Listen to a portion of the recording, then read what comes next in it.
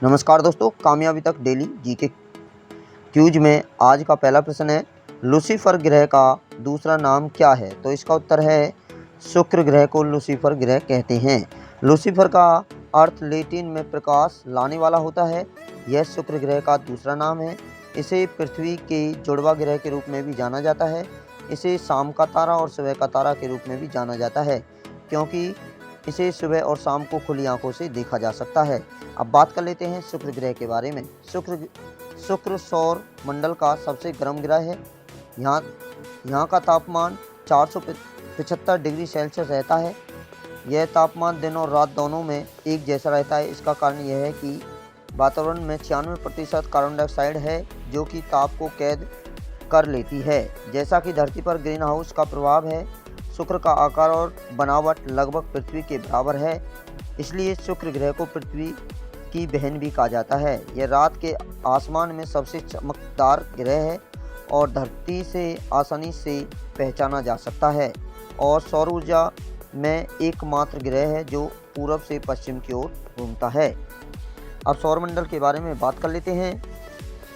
सूर्य के चारों ओर अंडाकार मार्ग में परिक्रमा करने वाले ग्रहों, उपग्रहों, उच्छल तारों और उल्का आदि के समूह को सौर मंडल कहते हैं। सूर्य, चंद्रमा व रात के समय आकाश में जगमगाते लाखों पिंड खगोलीय पिंड या आकाशीय पिंड कहलाते हैं। पृथ्वी भी एक खगोलीय पिंड है। जिस खगोलीय पिंड में अपनी ऊष्मा और प्रकाश होता है वो तारे कहलाते हैं। गैसों से बने तारे आकाश में काफ़ी बड़े और गर्म होते हैं। तारों के बहुत अधिक मात्रा में ऊष्मा प्रकाश का विकिरण होता है। सूर्य भी एक तारा है जो दूसरे तारों की तुलना में पृथ्वी के अधिक निकट है, इसलिए पृथ्वी से अपेक्षाकृत बड़ा और चमकीला दिखाई देता है।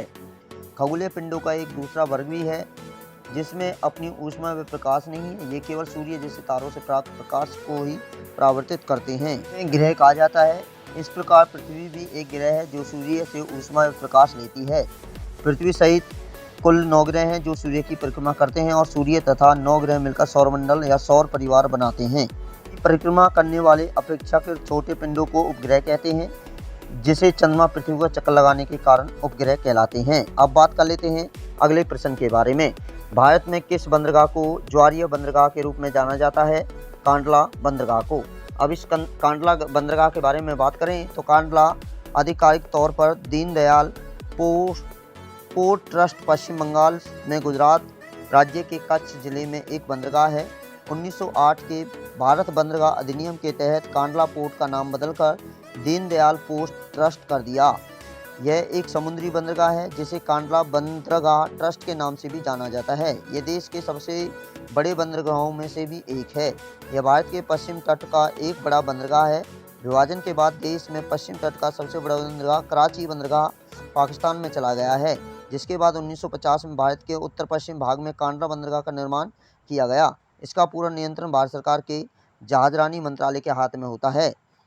यह गुजरात राज्य के कच्छ की खाड़ी में उपस्थित है।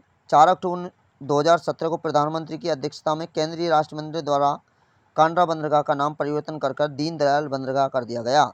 दीनदयाल बंदरगाह पाकिस्तान के कराची बंदरगाह से 256 समुद्री मील दक्षिण पूर्व में, एक मुंबई बंदरगाह से 430 समुद्री मील उत्तर पश्चिम की दूरी पर स्थित है। भारत के पश्चिमी तट पर अवस्थित कुछ बंदरगाह: दीनदयाल बंदरगाह कांडला गुजरात में है। मुंबई पोर्ट बंदरगाह महाराष्ट्र में है। जवाहरलाल नेहरू पोर्ट नन्हा सेवा महाराष्ट्र में है। मुरगरमा गोवा में है। न्यू मैंगलोर कर्नाटक में है और कोची केरल में है।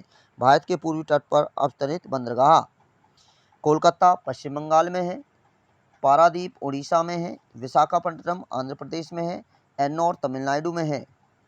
चेन्नई तमिलनाडु में है। तूतीकोरिन तमिलनाडु में है। ये भारत के रहे कुछ महत्वपूर्ण बंदरगाह। यदि यह वीडियो आपको अच्छी लगी हो तो वीडियो को लाइक करें, शेयर करें, कमेंट में हमें बताएं वीडियो कैसी रही, और कामयाबी तक यूट्यूब चैनल को सब्सक्राइब करें, लाइक करें, कमेंट जरूर करें। प्लीज़ सब्सक्राइब करें, बेल आइकन को